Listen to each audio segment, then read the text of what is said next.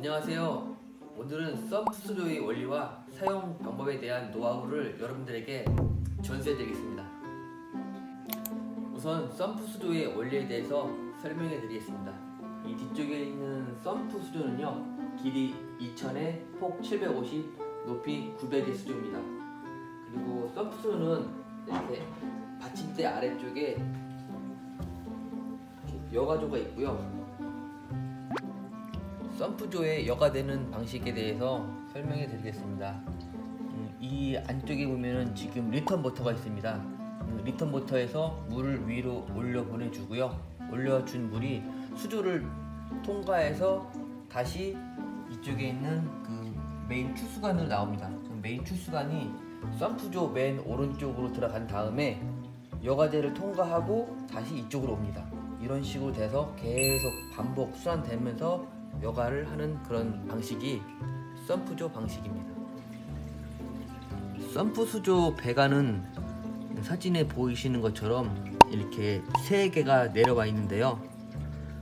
맨 오른쪽에 있는 거는 지금 리턴 모터에서 올라가는 물이고요.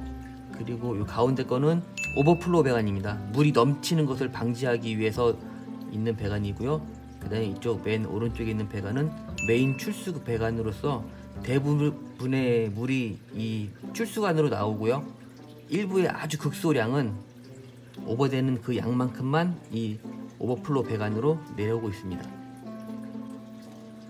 제가 사용하고 있는 이 썸프조에 약간 다른 특징이 있다면요, 지금 메인 출수에서 올라가는 배관 중에 하나를 이렇게 분지를 따서 이렇게 오른쪽으로 일부를 쭉 갔습니다. 쭉 가고 이쪽에 그 유동성 여과기를 설치를 했습니다. 지금 썸프조 자체가 여과력이 상당히 좋아서 이렇게 뭐 별도의 여과기가 더 필요하진 않겠지만, 저 같은 경우는 그 유동성 여과기를 좀 더 활용해서 여과기를 좀 더 증지시키기 위한 방법도 있고요. 그리고 보통 어떤 분들을 보면 용존 산소량을 높이기 위해서 그 수조 내부에다가 기포기를 넣는데, 기포기를 넣는 거는 저는 좀 약간 좋아하지 않는 그런 스타일입니다. 따라서 유동성 여과기 자체에서 계속 기포가 올라오기 때문에 용존 산소량을 높일 수 있기 때문에 그런 방식을 살짝 추가해서 사용하고 있습니다. 제가 배관을 견고하게 잡아주기 위해 만든 이런 다이 제품인데요. 배관 클램프 2개가 있고요. 그 다음에 이쪽에는 볼트를 끼고 이쪽에는 너트를 꼈습니다. 그리고 이 중간에는 이 적당한 크기의 그 서스 관이거든요. 이게 이 관을 잘라 넣고요. 그리고 이 뒤쪽 거를 조여서 완성시킵니다. 이렇게 완성된 제품을 이 메인 배관에 클램프를 연결해 주고요. 그 다음에 이 보조 배관이 낭창낭창 거리는데 이것을 껴줍니다. 이렇게 껴주면은 배관이 아주 견고하게 됩니다. 그리고 이쪽에 가는 이 메인 출수관도 아까 같은 이런 방식으로다가 이 뒤쪽 기둥에다가 그 서스 배관을 중간에 끼고서 이렇게 클램프를 잡아주면 배관이 아주 튼튼하게 연결됩니다. 다른 분들은 이런 것을 안 하셨는데, 이런 게 되지 않아도 큰 문제는 없겠지만 그래도 견고하지 않으면은 이음새 그런 부분 쪽에서 누수가 생길 우려도 있기 때문에 이런 식으로 견고하게 주시면 아주 튼튼하고 안심을 가지고 사용하실 수 있습니다. 지금 메인 출수 배관에 게이트 밸브가 있습니다. 이 게이트 밸브의 역할은 이 물이 흘러가는 그런 양을 조절하는 그런 밸브고요. 이 밸브를 조절해서 위에서 내려오는 물의 양이 이 오버플로우 쪽에서 지금 보이시는 것처럼 이렇게 살살 이렇게 조금 내려올 정도의 양을 이쪽에 맞춰서 잠가주면 됩니다. 최근에 그 설치되는 그 썸프조 배관을 제가 봤을 때 이런 그 볼밸브를 사용하는 경우도 종종 있더라고요. 근데 이런 이 볼밸브는 이런 게이트 밸브처럼 흐르는 양을 조절하는 게 아니고, 이런 볼밸브의 주 역할은 흐르는 그 물의 양을 이렇게 잠갔다가 닫았다 하는 이런 온 오프의 그런 밸브입니다. 볼 밸브로다가 흘러가는 물의 양을 조절할 수도 있긴 있지만 그 양을 미세하게 조절하는 것은 좀 그렇게 어렵지가 않아서 혹시 뭐 새로운 그런 펌프 수조를 주문한다고 하시면은 그 주문할 때 그 업체에다가 이런 볼 밸브 말고 게이트 밸브로 달아달라고 그렇게 주문을 넣으세요.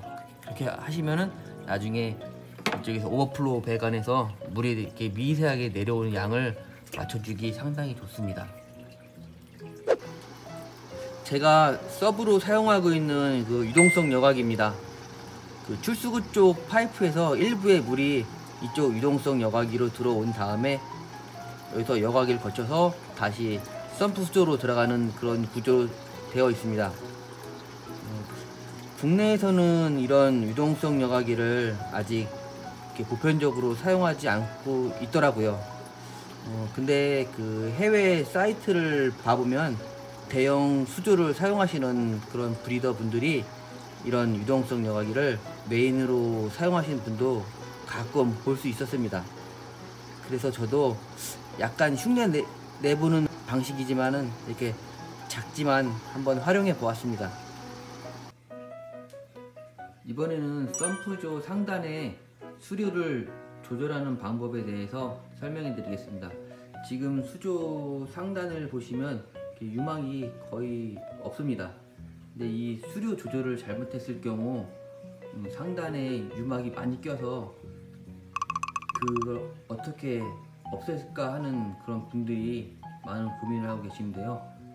제가 이번에는 상단에 어떻게 하면 그 유막이 형성되지 않고 펌프조 이쪽으로다가 모두 다 빨려갈 수 있는지 제가 그것에 대해서 설명해 드리겠습니다.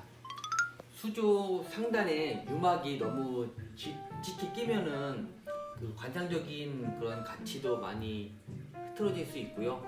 또 유막이 없애려고 하는데 없어지지 않아서 이렇게 한쪽에 또 기포기를 또 사용하시는 분도 계신데요. 이 펌프 수조 같은 경우 그 흘러가는 물을 잘 통제할 수 있다면은 뭐 큰 어려움 없이 유막을 다 없앨 수가 있습니다. 그래서 제가 그 유막을 없애는 방법에 대해서 제가 설명해 드리겠습니다. 물이 흘러가는 구조를 잘 생각하신다면은 그렇게 어려운 것은 아닙니다. 일단 이쪽에 그 출수구 쪽에서 물이 나올 겁니다. 이 물이 쭉 나오면은 이 물이 이쪽 벽을 막고 다시 내려온 다음에 아래로 가서 이런 식으로 쭉 간 다음에 다시 이제 이쪽 벽에서 치고 올라옵니다. 이렇게 치고 올라와서 이렇게 가버리는데 위에 있는 유막이 저 오버플로우 박스로 들어가야 되는데 이쪽에서 치고 올라오기 때문에 유막이 저 안쪽으로 빨려 들어가지 못합니다. 그래서 저 같은 경우는 출수구 쪽에 그 쌍기 롱라인을 활용했습니다. 이 두 개가 있는데 하나는 이렇게 직선으로 가고요. 그리고 하나는 아랫방향으로 되어 있거든요. 이렇게 아래쪽으로 물이 흘러갑니다. 그러면은 이쪽에서 타고 내려오는 물하고 대각선으로 내려가는 물하고 이쪽 중간에서 만나서 물의 수류가 이쪽에서 많이 이렇게 줄어들 겁니다. 그러면 이쪽으로 나오는 물이 적기 때문에 위로 치고 올라가는 물도 적겠죠. 이 치고 올라가는 물이 거의 없어지면은 상단에 있는 유막이 오버플로우 쪽으로 이렇게 빨려서 들어갑니다. 제가 활용하는 방식은 이런 방식인데 이렇게 활용하시면은 상단에 있는 유막이 거의 없이 안으로 빨려 들어가서 스트레스 받는 일이 없을 겁니다. 제가 사용하고 있는 그 롱라인 쌍기입니다. 원래는 왼쪽에 그 하얀 엘보 쪽만 되어 있는 제품이었었는데 제가 좀 개조해서 쌍기 롱라인을 설치를 했고요. 위쪽에 있는 거는 수면을 약간 살랑살랑 파장을 일으킬 정도의 높이고요. 그 다음에 아래쪽으로 가는 거는 한 대략 한 45도 정도로 꺾어서 이렇게 설치를 했습니다. 롱라인을 처음에 세팅하실 때 그 위쪽으로 가는 그런 배관이 너무 아래쪽으로 꺾여 있으면은 모터가 정지했을 때 상단에 있는 물이 그 펌프로 많이 빨려 내려가게 됩니다. 그래서 이때 가장 중요한 게 한번 모터를 끄고 물이 어느 정도까지 내려가는지 그걸 한번 확인해 보시는 게 중요합니다. 모터가 정지됐을 때 그 맨 위에 있는 배관이 너무 아래로 꺾여 내려가 있다면은 상단에 있는 물이 펌프조로 너무 많이 빨려 내려가서 그 홍수나는 경우가 발생할 수 있기 때문에 한번 세팅할 때 확인을 해 보셔야지 커다란 그런 참사를 막을 수 있습니다. 펌프조의 여과제는 저 같은 경우 이렇게 저렴한 그런 빨래망에다가 사용하고 있습니다. 여과제 망을 그 수도관에서 구입할 경우 이렇게 좀 큰 사이즈는 없고요. 이 정도 사이즈는 뭐 인터넷에 최저가로 들어가시면은 개당 한 1,500원에서 2,000원 정도면 구입하실 수 있을 겁니다. 이렇게 빨래망을 넣어서 차곡차곡 쌓아놨습니다. 그리고 지금 저는 이 위쪽에다가 여과솜을 깔진 않았는데요. 요즘에는 요 상단에다가 여과솜을 깔아서 그 분진을 여과솜이 그대로 잡아줄 수 있습니다. 분진만 제거를 제대로 해주면은 여과제 청소하는 주기를 2배, 3배 정도는 미룰 수 있기 때문에 크게 펌프조 관리하는 데는 어려움이 없을 겁니다. 제가 지금 사용하고 있는 리턴 모터는 에아임 1262입니다. 예전에는 대부분 이런 에아임 모터를 많이 사용했었는데요. 요즘에는 그 DC 모터가 나와서 소음도 거의 없고 그 출수량도 조절할 수 있어서 이런 에아임 모터보다는 DC 모터를 저는 추천드리고 싶습니다. 그리고 DC 모터가 더 좋은 점이 뭐냐면은 공진음이 거의 없고 너무 조용합니다. 이번에는 제가 펌프조에 대해서 설명해 드렸습니다. 제가 영상에 제대로 다 모든 것을 알려드리지 못한 그런 사항들도 많이 있을 겁니다.